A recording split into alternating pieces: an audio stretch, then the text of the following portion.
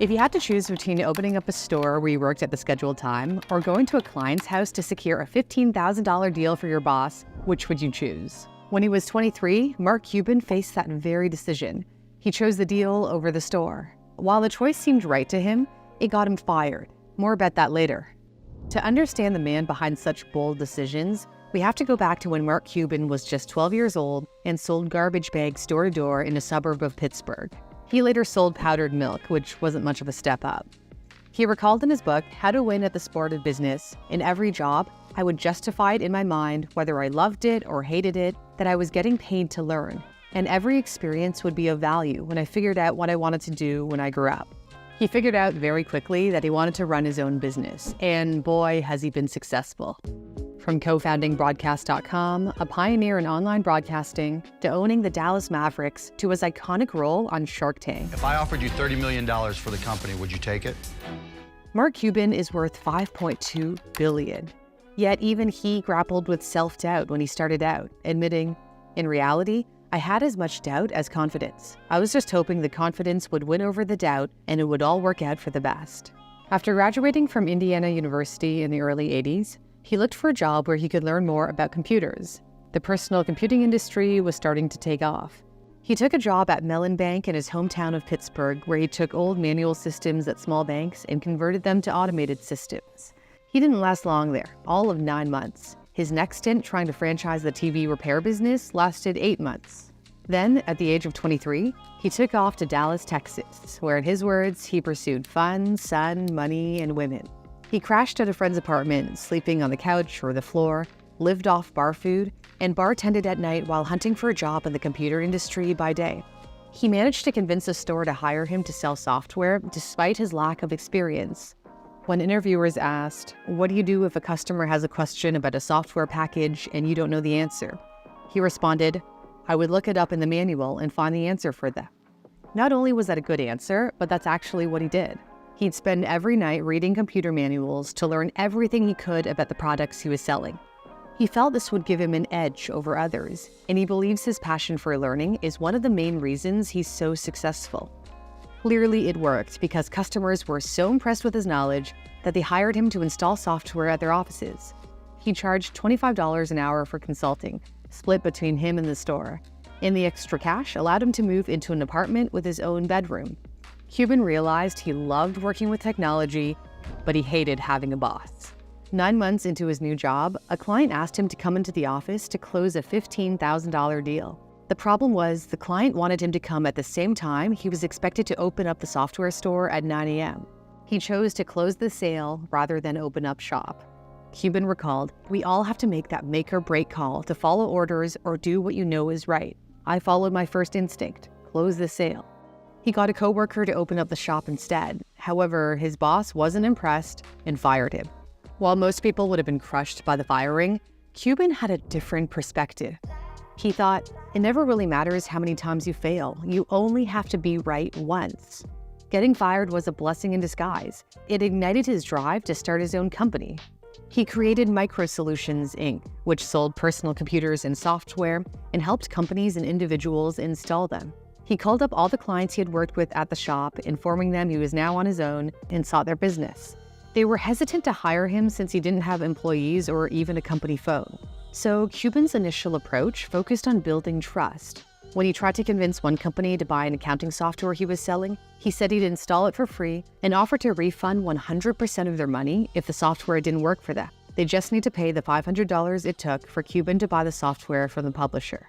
And in exchange, he could use them as a reference.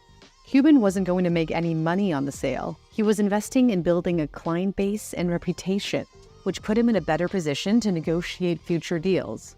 He got along so well with another client that its CEO, Martin Woodall, ended up becoming a partner in his business, Micro Solutions. They were the perfect match. Woodall was detail-oriented and anal, as Cuban described him, whereas Cuban was disorganized and not a details person.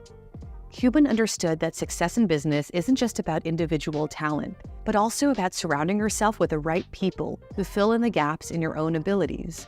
Or in his words, don't lie to yourself.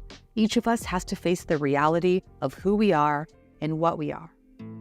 They even weathered a major financial scam when their secretary stole nearly all of the company's money. Cuban says she whited out the names of the checks he wrote to vendors and altered them to her own name, sending $83,000 of the company's $85,000 to herself. While most people would have freaked out with a capital F, he didn't because he thought it a waste of energy.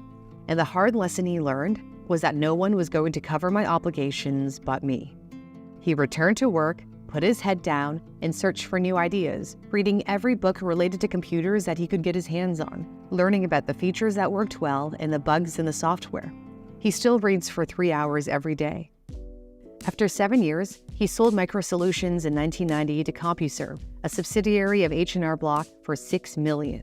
He took the money and started trading tech stocks at a time when they were soaring. It was during this time that he identified a gap in the digital world that would change his life. While hanging out with his college buddy Todd Wagner, they whined about the fact that they couldn't listen to the basketball games from Indiana University while living in Texas. So they decided to launch the audio streaming service AudioNet with just $8,000. Initially, AudioNet focused on broadcasting college sports. Then it went from audio to video, and this was a decade before YouTube. AudioNet eventually became Broadcast.com. They recognized the potential of the platform beyond sports to broadcast anything over the internet, including shareholder meetings and earnings calls. The idea was to reach people during the day when they were in the office. Yahoo ended up purchasing Broadcast.com in 1999 for a whopping $5.7 billion in stock. However, Yahoo would end up regretting the sale. It shut down much of its broadcast services, and Broadcast.com was eventually discontinued. In hindsight, it's been called one of the worst internet acquisitions of all time. For Mark Cuban, it catapulted him into the billionaires club. The first thing he did was buy a plane. The asset he values most is time, and his Gulfstream 5 business jet brought him more of it. He didn't even see it in person when he bought it online for $40 million, setting a Guinness World Record for the largest online purchase at the time. The Gulfstream was just the beginning. The iconic purchase he's most known for was in 2000, when the die-hard basketball fan bought the Dallas Mavericks for $285 million. What the fuck is that team worth now? $2.5 billion? God damn! Cuban brought a fresh approach to NBA team ownership. He ditched the box seats billionaire owners were accustomed to and sat behind the bench, notoriously yelling at the refs. This hands-on approach also changed the team's atmosphere, and the Mavericks won their first NBA championship in 2011. For Cuban, business is more intense than any sport. With sports, you know how long the game will last, usually. In business, competition is 24 hours a day, 7 days a week, 365 days a year. He once quipped, "If your girlfriend asks you which is more important, them or your business, you give the right answer." He's so fired up about competition that after becoming filthy rich, he didn't rest on his laurels. Cuban launched the high-definition television network HDNet. He co-founded the entertainment company 2929 Entertainment. And in 2022, he launched a drug company that promises steep discounts on hundreds of prescription drugs to tackle the high price of drugs in the US. These days, instead of working 24 hours a day, 7 days a week, 365 days a year, he's cut back to a mere 18 hours a day to spend precious time with his family. He met his wife Tiffany at a gym in Dallas in 1997. They have 3 children and live in a chateau-style home larger than 5 basketball courts. When he was young, he'd drive by big houses like his every weekend and wonder who lived there. What do they do for a living? How do they manage to afford a place like that? The next time you pass by a sprawling estate like Mark Cuban used to, remember that countless hours, failures, blood, sweat, and tears likely paved the way to that doorstep.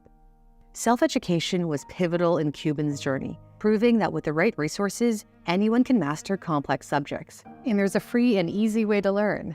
Brilliant is a website and app where you can learn math, computer science, and data science interactively. Instead of learning in a stale classroom environment, you can learn intuitively by working your way through their puzzles.